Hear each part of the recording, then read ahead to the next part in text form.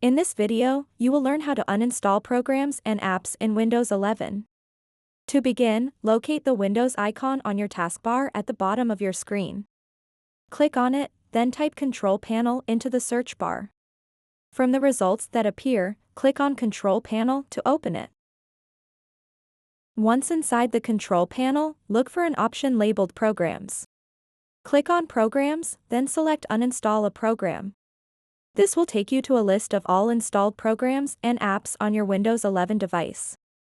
Now that you have access to this list, scroll through until you find the specific program or app you wish to uninstall. Once located, simply click on it. To proceed with uninstallation, right-click on the selected program. In the context menu that appears, select Uninstall. If prompted for confirmation, click Yes to continue. You will now see an uninstaller window for that particular program. In this window, simply click Uninstall again to confirm your choice.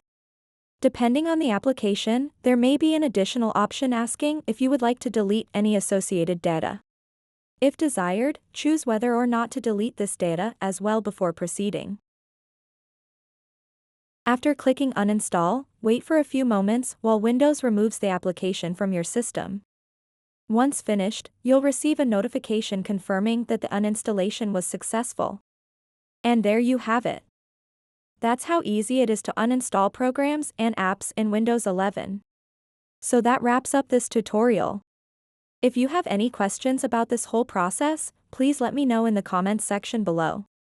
And if this video helped you out, please give it a big thumbs up and subscribe to this channel for more tutorial videos like this one.